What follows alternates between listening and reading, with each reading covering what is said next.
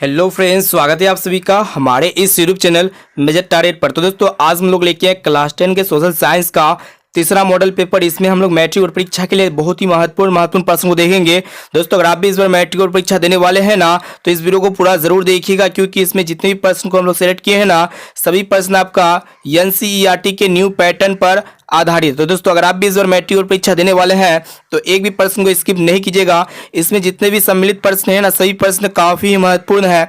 तो फ्रेंड्स फटाफट से वीडियो को लाइक कर दीजिएगा। और ये सोशल साइंस का तीसरा वीडियो, इससे पहले अगर आप सोशल साइंस के पहला और दूसरा वीडियो को नहीं देखे ना, तो दोनों वीडियो को भी देख लीजिएगा। तो आइए शुरू करते हैं आज के पहले नंबर प्रश्न से। बहुत महत्वपूर्ण है, देखिएगा क्या कर रहा है कि 1905 में बंगाल का विभाजन किसने किया था। ऑप्शन ए में आपका दिया हुआ लिटन ने, या फिर रिपन ने, या फिर कर्जन ने, या फिर डार्विन ने। तो दोस्तों 1905 में जब बंगाल का विभाजन हुआ था ना, तो वायसराय कर्जन के द्वारा किया गया था। इसे आप लोग को याद रखना है। यहाँ पे हमारा ऑप्शन नंबर सी जो है ना बिल्कुल से उत्तर हो जाएगा। दोस्तों जब बंगाल का विभाजन हुआ था उस समय बंगाल था, बिहार था, उड़ीसा था और छोटा नागपुर सम्मिलित थे। ठीक है, इसे आप लोग को याद रखना है। अब चलिए फ्रेंड्स देखते हैं यहाँ पे अगला प्रश्न।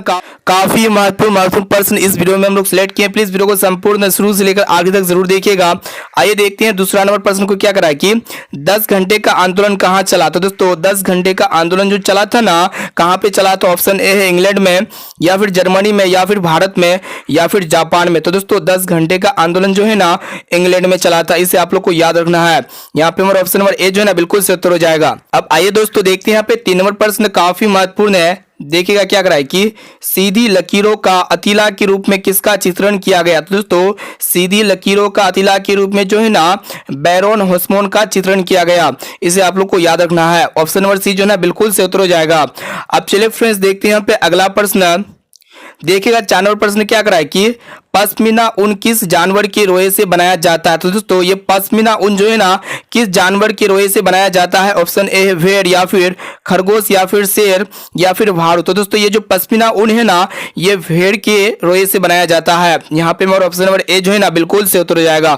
और दोस्तों ये भी प्रश्न बहुत इंपॉर्टेंट, काफी महत्वपूर्ण प्रश्न इसमें हम लोग सम्मिलित किए हैं। सभी प्रश्नों को अच्छी तरह से याद कर लीजिएगा। दोस्तों अगर आपको जो भी प्रश्न याद नहीं है ना, तो उस प्रश्न को अपने नोटबुक में नोट करके उसे अच्छी तरह से याद कर लीजिएगा। अब चलिए फ्रेंड्स देखते हैं यहाँ पे अगला प्रश्न। देखिएगा 2 नंबर प्रश्न क्या कर रहा है कि काफी महत्वपूर्ण प्रश्न है कि कांडला पत्तन किस राज्य में बनाया गया। तो दोस्तों ऑप्शन ए में आपका दिया पश्चिम बंगाल में, या फिर महाराष्ट्र में, या फिर गुजरात में, या फिर गोवा में। तो दोस्तों ये कांडला पत्तन एक प्रकार का बंदरगाह है। और दोस्तों कांडला बंदरगाह गुजरात में स्थित देश का सबसे बड़ा बंदरगाह है। और दोस्तों यहाँ पे हमारा ऑप्शन नंबर सी जो है बिल्कुल से उत्तर हो जाएगा। और दोस्तों एक बात ये भी याद रखिएगा कि कांडला का जो नया नाम है ना, दीनदयाल बंदरगाह है। इसे आप लोग को याद रखना है। अब आइए फ्रेंड्स देखते हैं यहाँ पे 6 नंबर प्रश्न क्या कराए कि बिहार में रेलवे का एकमात्र मुख्यालय कहाँ है। ऑप्शन ए में आपका दिया पटना, या फिर हाजीपुर, या फिर सोनपुर, और ऑप्शन डी में आपका दिया हुआ है समस्तीपुर। तो दोस्तों बिहार में रेलवे का एकमात्र मुख्यालय जो है ना हाजीपुर में है। यहाँ पे मेरा ऑप्शन नंबर बी जो है ना बिल्कुल से उत्तर हो जाएगा। और दोस्तों हाजीपुर जो है ना बिहार में है, साथ में से भी आप लोग को याद रखना है। अब चलिए फ्रेंड्स देखते हैं यहाँ पे अगला प्रश्न। देखिएगा 7वां प्रश्न क्या करा कि भारत में दल बदल कानून किस वर्ष लागू हुआ। काफी महत्वपूर्ण प्रश्न है। तो दोस्तों ऑप्शन ए में आपका दिया हुआ 1975 में, या फिर 1980 में, या फिर 1985 में, या फिर 1990 में। तो दोस्तों भारत में दल बदल कानून 1985 ईस्वी में लागू हुआ। यहाँ पे मेरा ऑप्शन नंबर सी जो है ना बिल्कुल से उत्तर हो जाएगा। और दोस्तों एक प्रश्न ये पूछे जाते हैं कि दल बदल कानून किस पर लागू होता है। तो दोस्तों दल बदल कानून सांसदों एवं विधायकों पर लागू होता है। साथ में से भी आप लोग को याद रखना है। अब आइए फ्रेंड्स देखते हैं यहाँ पे 8 नंबर प्रश्न बहुत इंपॉर्टेंट है। देखिएगा क्या कर रहा है कि विश्व में सबसे बड़ा लोकतांत्रिक देश है। ऑप्शन ए में आपका दिया हुआ चीन, या फिर अमेरिका, या फिर भारत, या फिर फ्रांस। तो दोस्तों विश्व में सबसे बड़ा लोकतांत्रिक देश जो है ना हमारा देश भारत है। इसे आप लोग को याद रखना है। यहाँ पे हमारा ऑप्शन नंबर सी जो है ना बिल्कुल से उत्तर हो जाएगा। अब चलिए फ्रेंड्स देखते हैं यहाँ पे अगला प्रश्न। काफी महत्वपूर्ण प्रश्न है। देखिएगा क्या कर रहा है कि मुद्रा वह है जो मुद्रा का कार्य करती हो। मुद्रा की ये परिभाषा किसने दी। काफी महत्वपूर्ण प्रश्न है। तो दोस्तों मुद्रा वह है जो मुद्रा का कार्य करती है। मुद्रा की जो परिभाषा दी थी ना, हार्टले विदर्स ने दी थी। यहाँ पे मेरा ऑप्शन नंबर सी जो है ना बिल्कुल से उत्तर हो जाएगा। अब चलिए फ्रेंड्स देखते हैं यहाँ पे अगला प्रश्न। प्लीज वीडियो को संपूर्ण शुरू से लेकर आगे तक जरूर देखिएगा दोस्तों। वीडियो को लाइक नहीं किए ना दोस्तों, वीडियो को लाइक जरूर कर दीजिएगा और चैनल पर नए हैं ना तो प्लीज चैनल को सब्सक्राइब जरूर कर लीजिएगा।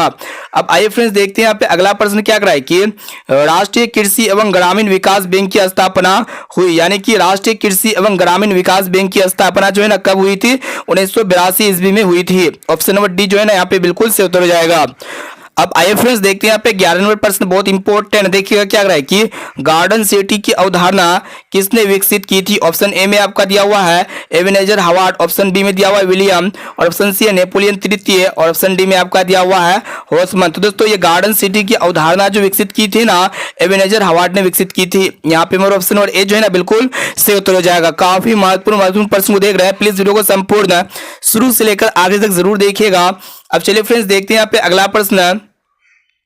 देखिए यहाँ पे क्या करा है कि गुटेनबर्ग का जन्म किस देश में हुआ था? यह भी प्रश्न बहुत इंपॉर्टेंट है दोस्तों। गुटेनबर्ग का जो जन्म हुआ था ना कहाँ पे हुआ था? अमेरिका में, या फिर जर्मनी में, या फिर जापान में, या फिर इंग्लैंड में? तो दोस्तों गुटेनबर्ग का जन्म जर्मनी में हुआ था। यहाँ पे मेरा ऑप्शन नंबर बी जो है ना बिल्कुल सही उत्तर हो जाएगा। अब आइए फ्रेंड्स देखते हैं यहाँ पे 93 प्रश्न बहुत इंपॉर्टेंट है, देखिएगा क्या करा है कि भारतीय राष्ट्रीय कांग्रेस के पहले अध्यक्ष कौन थे? तो दोस्तों भारतीय राष्ट्रीय कांग्रेस के जो पहले अध्यक्ष थे ना वो WC बनर्जी थे। यहाँ पे मेरा ऑप्शन नंबर बी जो है ना बिल्कुल सही उत्तर हो जाएगा। बहुत ही महत्वपूर्ण प्रश्न है। अब चलिए फ्रेंड्स देखते हैं यहाँ पे अगला प्रश्न, देखिएगा ध्यानपूर्वक क्या करा है कि दास कैपिटल की रचना किसने की? ऑप्शन ए में आपका दिया हुआ एंजल्स, या फिर दोस्तोवस्की, और ऑप्शन सी है टोल्स्टॉय, ऑप्शन डी में आपका दिया हुआ है कार्ल मार्कस। तो दोस्तों ये दास कैपिटल की जो रचना की थी ना कार्ल मार्कस की थी। यहाँ पे मेरा ऑप्शन नंबर डी जो है ना बिल्कुल सही उत्तर हो जाएगा। काफी महत्वपूर्ण प्रश्न है और ये प्रश्न आपकी मैट्रिक बोर्ड परीक्षा में बहुत ही बार पूछा जा चुका है, इसको अच्छी तरह से याद कर लीजिएगा। अब चलिए फ्रेंड्स देखते हैं यहाँ पे अगला प्रश्न।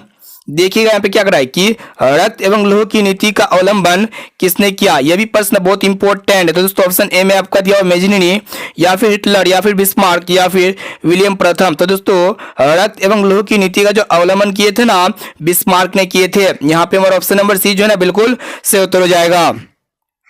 अब आइए फ्रेंड्स देखते हैं यहाँ पे 16 नंबर प्रश्न क्या करा है कि गैरीबाल्डी पेशे से क्या था? यानी कि गैरीबाल्डी का पेशा क्या था? ऑप्शन ए में आपका दिया हुआ सिपाही, या फिर किसान, या फिर जमींदार, और ऑप्शन डी है नाविक। तो दोस्तों गैरीबाल्डी का जो पेशा था ना नाविक था। यहाँ पे हमारा ऑप्शन नंबर डी जो है ना बिल्कुल सही उत्तर हो जाएगा। और दोस्तों ये भी प्रश्न आपके मैट्रिक बोर्ड परीक्षा के लिए काफी महत्वपूर्ण है। इसमें हम लोग जितने भी प्रश्न को सम्मिलित किए ना सभी के सभी प्रश्न बहुत इंपॉर्टेंट प्रश्न को देख रहे हैं। प्लीज वीडियो को संपूर्ण शुरू से लेकर आगे तक जरूर देखिएगा दोस्तों। वीडियो को लाइक नहीं किया दोस्तों, वीडियो को लाइक जरूर कर दीजिएगा और चैनल पर नए हैं ना तो प्लीज चैनल को सब्सक्राइब जरूर कर लीजिएगा। अब चलिए फ्रेंड्स देखते हैं यहाँ पे अगला प्रश्न। देखिएगा यहाँ पे क्या करा है कि रूस में कृषक दास प्रथा का अंत कब हुआ? तो दोस्तों ये भी प्रश्न बहुत इंपॉर्टेंट है। तो यहाँ पे आप लोग बतला रहे हैं कि रूस में कृषक दास प्रथा का जो अंत हुआ था ना 1861 ईस्वी में हुआ था। इसे आप लोग को याद रखना है। यहाँ पे हमारा ऑप्शन नंबर ए जो है ना बिल्कुल सही उत्तर हो जाएगा। अब आइए फ्रेंड्स देखते हैं यहाँ पे 18 नंबर प्रश्न, ये भी बहुत ही महत्वपूर्ण है। देखिएगा ध्यानपूर्वक क्या कराए कि the history of the loss of Vietnam किसने लिखा? काफी महत्वपूर्ण प्रश्न है दोस्तों, ये प्रश्न बहुत इंपॉर्टेंट है। ऑप्शन ए में आपका दिया हुआ है हो ची मिन्ह, बी में दिया हुआ है फान बोई चाओ, और ऑप्शन सी है कुआंग, और ऑप्शन डी में आपका दिया हुआ है त्रिथु। तो दोस्तों the history of the loss of Vietnam के लेखक जो है ना फान बोई चाओ है, इसे आप लोग को याद रखना है। यहाँ पे हमारा ऑप्शन नंबर बी जो है ना बिल्कुल सही उत्तर हो जाएगा। और ये भी प्रश्न आपके मैट्रिक बोर्ड परीक्षा के लिए बहुत ही महत्वपूर्ण है दोस्तों। जो भी प्रश्न आपको याद नहीं है ना तो उस प्रश्न को आप लोग जो है ना जरूर याद कर लीजिएगा बढ़िया तरह से। अभी आप लोग अपने मैट्रिक बोर्ड परीक्षा में 480 प्लस मार्क्स ला सकते हैं। एक क्वेश्चन को दोस्तों अच्छी तरह से याद कर लेना होगा। अब चलिए फ्रेंड्स देखते हैं यहाँ पे अगला प्रश्न, काफी महत्वपूर्ण प्रश्न को देख रहे हैं। देखिए यहाँ पे 19वें प्रश्न क्या कराए कि पूर्ण स्वराज की मांग का प्रस्ताव कांग्रेस के वार्षिक अधिवेशन में पारित हुआ। यानी कि यहाँ पे आप लोग बतला रहे कि पूर्ण स्वराज की मांग का प्रस्ताव कांग्रेस के किस वार्षिक अधिवेशन में पारित हुआ? तो दोस्तों यहाँ पे ऑप्शन ए में आपका दिया हुआ 1929 ईस्वी लाहौर, या फिर 1931 ईस्वी कराची, और ऑप्शन सी 1933 ईस्वी कोलकाता, और ऑप्शन डी में आपका दिया हुआ है 1937 ईस्वी बेलगांव। तो दोस्तों पूर्ण स्वराज की मांग का प्रस्ताव जो है ना कांग्रेस के 1929 ईस्वी में पारित हुआ। और कहां पे पारित हुआ था? लाहौर में पारित हुआ था। इसे आप लोग को याद रखना है। यहाँ पे हमारा ऑप्शन नंबर ए जो है ना बिल्कुल सही उत्तर हो जाएगा। अब चलिए फ्रेंड्स देखते हैं यहाँ पे अगला प्रश्न, काफी महत्वपूर्ण प्रश्न है। देखिएगा यहाँ पे क्या कराए कि AITUC का प्रथम अध्यक्ष किसे बनाया गया? काफी महत्वपूर्ण प्रश्न है। यानी कि all India trade union Congress का प्रथम अध्यक्ष जो है ना किसे बनाया गया? लाला लाजपत राय को बनाया गया। यहाँ पे हमारा ऑप्शन नंबर बी जो है ना बिल्कुल सही उत्तर हो जाएगा। अब आइए फ्रेंड्स देखते हैं यहाँ पे 21वां प्रश्न, काफी महत्वपूर्ण प्रश्न है। देखिएगा यहाँ पे क्या कराए कि काली मृदा का दूसरा नाम क्या है? तो दोस्तों काली मृदा का जो दूसरा नाम है ना रेगुन मृदा है। यहाँ पे हमारा ऑप्शन नंबर बी जो है ना बिल्कुल सही उत्तर हो जाएगा। और दोस्तों एक प्रश्न ये भी पूछे जाते हैं कि कपास की खेती किस मिट्टी में की जाती है? तो दोस्तों कपास की खेती जो है ना काली मृदा में की जाती है, साथ में से भी आप लोग को याद रखना है। अब चलिए फ्रेंड्स देखते हैं यहाँ पे अगला प्रश्न। देखिएगा यहाँ पे क्या कर रहा है कि भारत के किस राज्यों में वन का सबसे अधिक विस्तार है? तो दोस्तों भारत के किस राज्य में वन का सबसे अधिक विस्तार है? ऑप्शन ए है केरल, या फिर कर्नाटक, या फिर मध्य प्रदेश, और ऑप्शन डी है उत्तर प्रदेश। तो दोस्तों भारत के जो है ना मध्य प्रदेश राज्य में वन का सबसे अधिक विस्तार है। यहाँ पे हमारा ऑप्शन नंबर सी जो है ना बिल्कुल सही उत्तर हो जाएगा। और दोस्तों ये भी प्रश्न आपके मैट्रिक बोर्ड परीक्षा में काफी बार पूछा जा चुका है, इसलिए दोस्तों एक प्रश्न को जो है ना अच्छी तरह से याद कर लीजिएगा। अब आइए फ्रेंड्स देखते हैं यहाँ पे 23वां प्रश्न क्या कर रहा है कि किस राज्य में खनिज तेल का विशाल भंडार है? यह भी प्रश्न बहुत इंपॉर्टेंट है। दोस्तों ऑप्शन ए में आपका दिया हुआ असम, या फिर राजस्थान, या फिर बिहार, या फिर तमिलनाडु। दोस्तों यहाँ पे आप लोग बतलाना है कि किस राज्य में खनिज तेल का विशाल भंडार है। तो दोस्तों असम राज्य में खनिज तेल का जो है ना विशाल भंडार है। यहाँ पे हमारा ऑप्शन नंबर ए जो है ना बिल्कुल सही उत्तर हो जाएगा। अब चलिए फ्रेंड्स देखते हैं यहाँ पे अगला प्रश्न। देखिएगा 24वां प्रश्न क्या कर रहा है कि इनमें कौन उपभोक्ता उद्योग है? तो दोस्तों ऑप्शन ए में आपका दिया हुआ है पेट्रो रसायन, या फिर लौह अयस्क, या फिर चित्ररंजन लोकोमोटिव, और ऑप्शन डी में आपका दिया हुआ चीनी उद्योग। तो दोस्तों यहाँ पे उपभोक्ता उद्योग जो होगा ना चीनी उद्योग हो जाएगा। यहाँ पे हमारा ऑप्शन नंबर डी जो है ना बिल्कुल सही उत्तर हो जाएगा। और दोस्तों एक प्रश्न ये भी पूछे जाते हैं कि गन्ना सबसे अधिक कहाँ होता है? तो दोस्तों गन्ना का उत्पादन जो सबसे अधिक होता है ना यूपी यानी कि उत्तर प्रदेश में होता है, इसे आप लोग को याद रखना है। अब चलिए फ्रेंड्स देखते हैं यहाँ पे अगला प्रश्न। देखिएगा 25वां प्रश्न बहुत इंपॉर्टेंट है। क्या कर रहा है कि नागपुर सड़क योजना के अंतर्गत सड़कों को कितने भागों में बांटा गया है? ऑप्शन ए है 4, या फिर 6, या फिर 2, या फिर 5। तो दोस्तों नागपुर सड़क योजना के अंतर्गत सड़कों को जो है ना 4 भागों में बांटा गया है। यहाँ पे हमारा ऑप्शन नंबर ए जो है ना बिल्कुल सही उत्तर हो जाएगा। अब आइए फ्रेंड्स देखते हैं यहाँ पे अगला प्रश्न, काफी महत्वपूर्ण प्रश्न है। देखिएगा क्या कर रहा है कि कुशेश्वर स्थान किस जिले में स्थित है? ऑप्शन ए में आपका दिया हुआ है वैशाली में, या फिर दरभंगा में, या फिर बेगूसराय में, या फिर भागलपुर में। तो दोस्तों कुशेश्वर स्थान जो है ना दरभंगा में स्थित है। यहाँ पे हमारा ऑप्शन नंबर बी जो है ना बिल्कुल सही उत्तर हो जाएगा।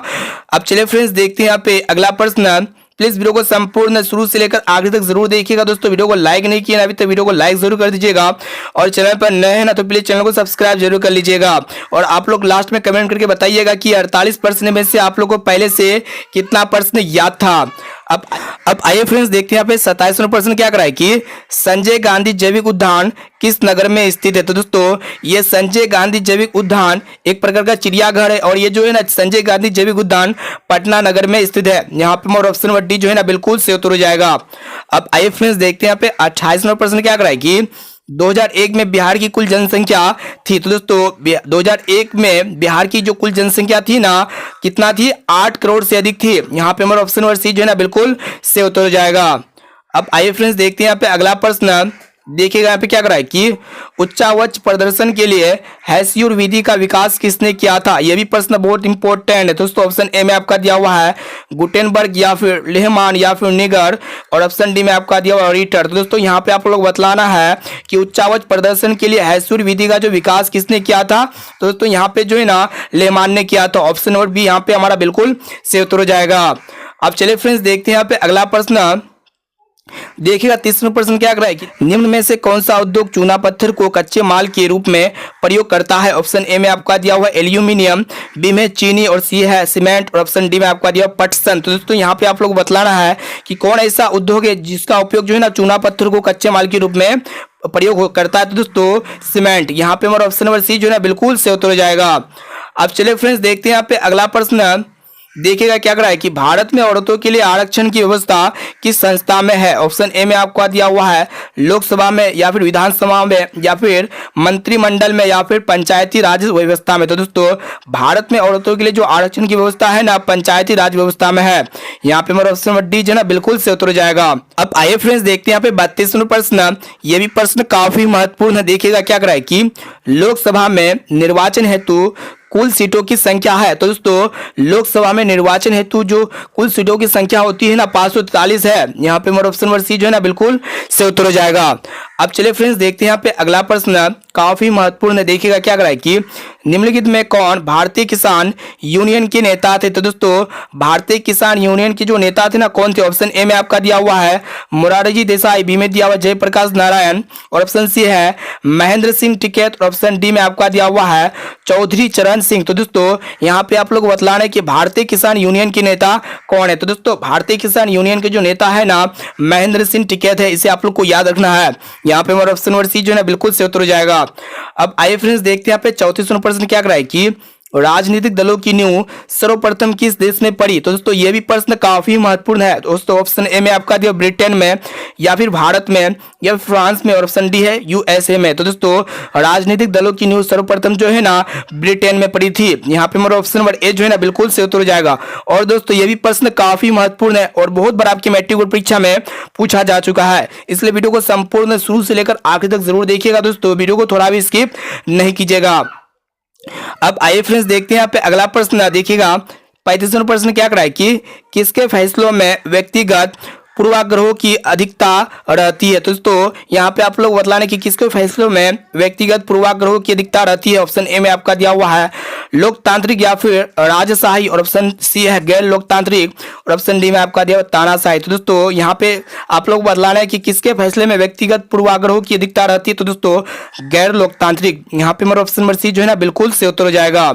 अब चलिए फ्रेंड्स देखते हैं यहाँ पे अगला प्रश्न, काफी महत्वपूर्ण है, एक एक प्रश्न को अच्छी तरह से याद कर लीजिएगा। दोस्तों देखिए यहाँ पे क्या कराए कि भारत में सर्वोच्च न्यायालय के मुख्य न्यायाधीश की नियुक्ति कौन करता है। तो दोस्तों ऑप्शन ए में आपका दिया हुआ प्रधानमंत्री, और ऑप्शन बी है राष्ट्रपति, और ऑप्शन सी है संसद, और ऑप्शन डी में आपका दिया हुआ है उपराष्ट्रपति। तो दोस्तों यहाँ पे आप लोगों को बतलाना है कि भारत में सर्वोच्च न्यायालय के मुख्य न्यायाधीश की नियुक्ति कौन करता है।